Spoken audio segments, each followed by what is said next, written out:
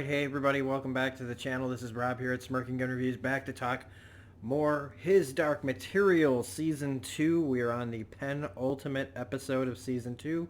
It's episode 6. It's called Malice. Full spoilers. Um, yeah, I mean, this season is already almost over. It's a real drag that it's not at least a little bit longer. I feel like it really needs it. But this episode gives you pretty much everything you could kind of want, like in a penultimate episode. I I have felt that this season's kind of slow, and that we're building up to a really lot bigger stuff to happen. But that's not to say that stuff isn't happening in this episode. There's a lot going on, a lot of big setups, and that's kind of what you want. Is like everything is literally coming together here in this episode. Literally everyone's coming in. The plot is all just kind of building to this, I think, even bigger jumping off point. And I don't know how much COVID affected, if anything, the production of the show, of the, like all the things that I know there was talks about doing an Azrael episode, and just how things, like, I remember the writer's strike from like 2000, what was that? Like winter of 2007 to like winter, between winters of 2007-8. Everything went really wrong. And a lot of shows and things like that, movies were affected. And I feel like a pandemic can have the same kind of, of course, this is a stupid thing to say. Of course it has effects on things. So we're lucky to have what we have, I guess, is what I'm trying to get at. And they haven't disappointed. And like I said, even though I think it's a little slower, I think it's a jumping off point for another bigger jumping off point. But we get big reveals, we get a big death, we get more understanding of certain things. I finally get to use that picture I put in a thumbnail like weeks ago. Because I thought that this was going to be the episode that it was in. Well, we finally get to put it in here. But there are also questions. I have a lot of questions. Well, not a lot, but one big one at least. And so overall, yeah, this episode had me. There were some intense moments. The Marissa Coulter Spectre situation was really intense. It had some really moving moments. I had just about given up on those kids. When Mary Malone has that scene with the two girls, that really, hits you, man. So, here's, if you haven't watched it, go watch it, because here we go. So, the witches here play a little bit bigger role than they have previously. This might be their biggest episode as far as, just being in the episode, where they're finally laying down what they're doing, right? They're in the world where Lyra and the knife and the tower and the specters all are. Eventually everybody ends up here. The Magisterium, Marissa Coulter, Boreal, Mary Malone, Lee Scoresby, Will's dad going by Joe Barry. Got Lyra and Will. Got the kids. I feel like I'm missing somebody somewhere. But all things are moving in and on this world. And this season's reminding me of The Expanse season 4, where we're coming off of this really big part of a story, and then we have this. Season 4 to me kind of felt like, after everything that's gone on in the past 3 seasons, here's a little story. And I feel like that's what this season is a little story. With some big moments.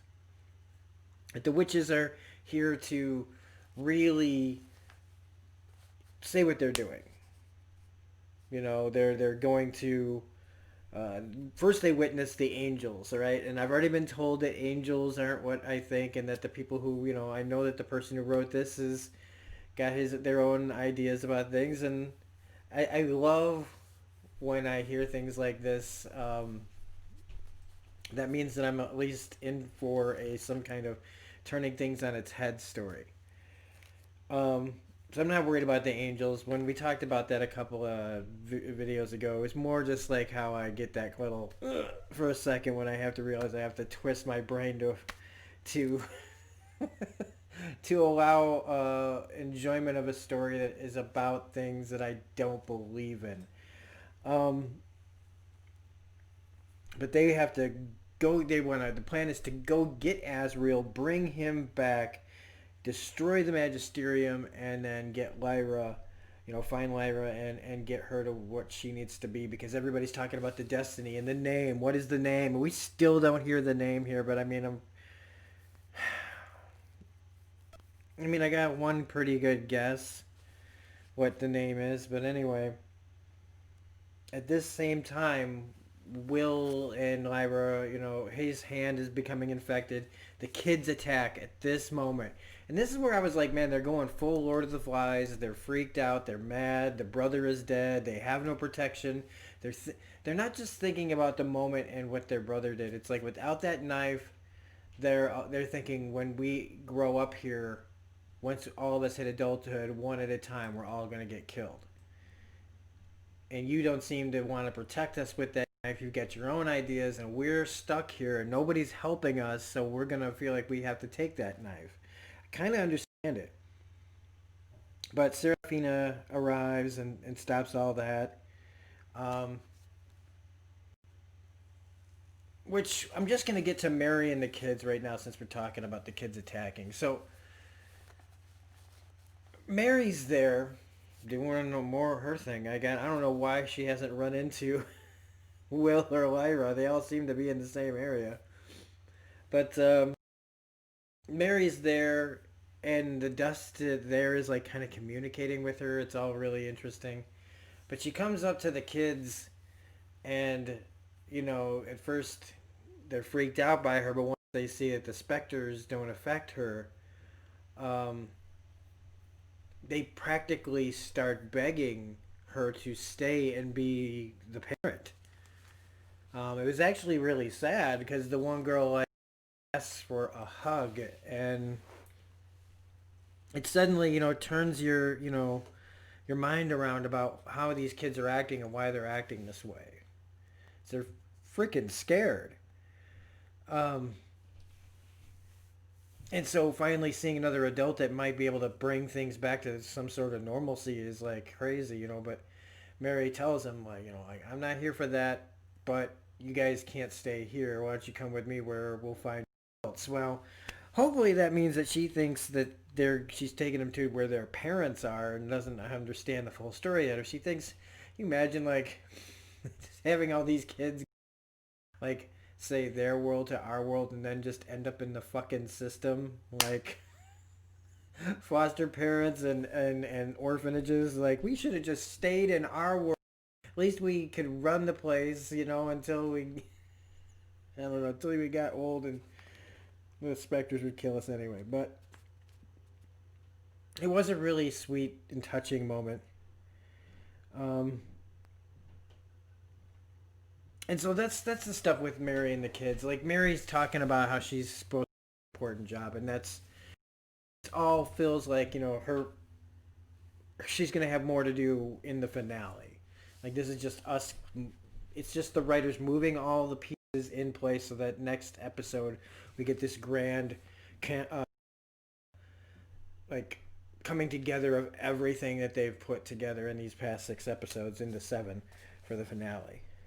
Um, Lee Scoresby and Japan like their stuff, and them going through Azrael's window, the magic matches, where he makes it seem like he's gonna suddenly start a fire, but we see like do things, and it's really interesting. And plus, I just love his voice.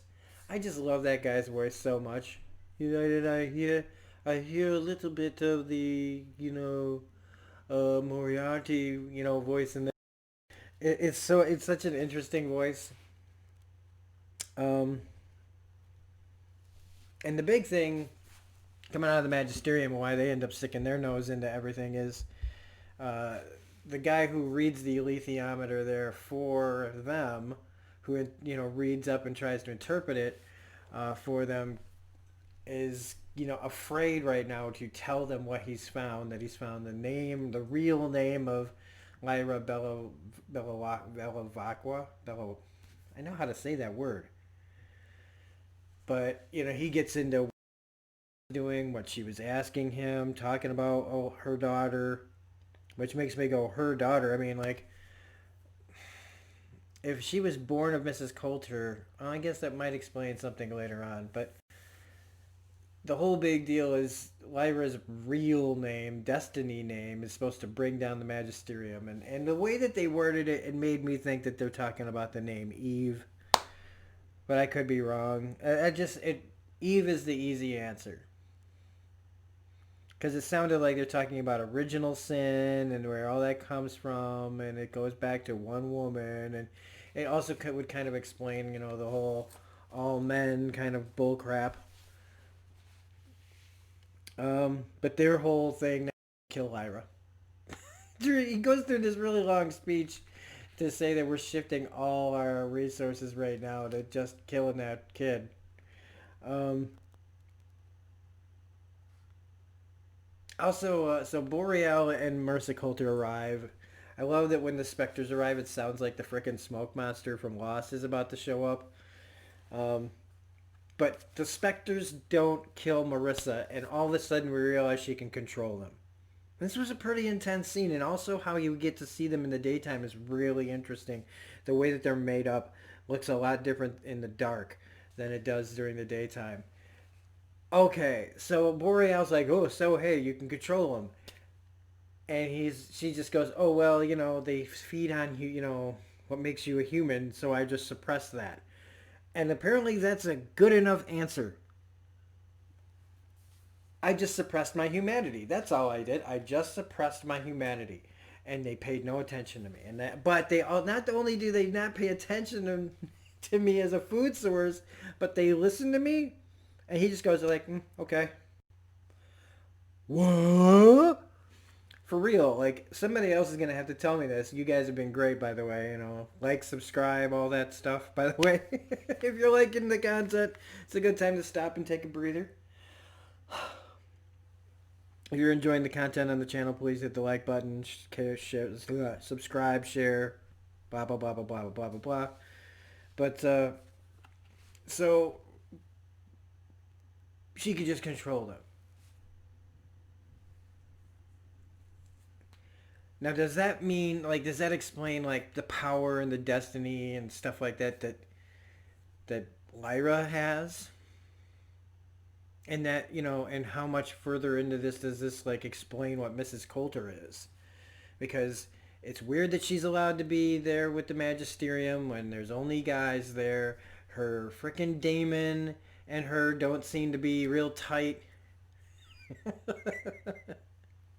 She likes to stick her hand in fire. She can control specters. She can leave her demon. Like, again, just more and more, like, questions are coming up through this awesome moment of her just being like, and just being like, ha ha ha ha ha. And then she freaking has the conversation with Boreal. Oh, you see me as your equal. Guess what, buddy? You're poisoned. So we should have, I guess it doesn't even matter if he asked her how it all works anyway, because she was going to kill him. Because it's like, you think me your equal, you are not, nor have you ever been my equal. And she kills him. And that's when she sticks her hand in the fire with her demon watching, looking on. That poor demon is looking at her a lot, like, through this whole episode, through this season, through both seasons, there are moments where that monkey's just like, what is she doing? It's like really has a couple of moments where it's like, what are you doing? And again, another thing, it doesn't talk. What is going on? Who is this chick? And again, from a non-book reader, this is fascinating because I would love to just cheat and look it up, but I won't. Meanwhile, the last bit here, and I know I've kind of skipped a few things with Lyra and Will, but it's the same stuff. we both trust each other, blah blah blah, protected and all that. It's they're both really good actors. At the end, the Magisterium's catching up with Lee Scoresby and Japari. He causes a storm, which has some impressive stuff happening. They actually take one of the ships out. It appears that he wanted the gas canister to get shot so that it would give them a greater chance with the wind or something, maybe as they're going down hard. And that's the episode. And I know that I'm, broad stroking it here, but it's like that's pretty much it in a nutshell. There's a lot more of the episodes have a lot more introspective stuff to go into, and there is some things in here, and I'm sure I'll have subscribers that want to go into a lot more detail about some of the other stuff that's going on here. But that's pretty much it. I'm ready for the finale. Well, I'm not ready for the finale. I want like 2 or 3 more episodes, but here we are. So anyway, yeah, another good solid episode. Like I said, it had some really good touching moments, some riveting moments. It goes by fast. Uh, Even when it's just talking, I get so sucked in that the episode's just over.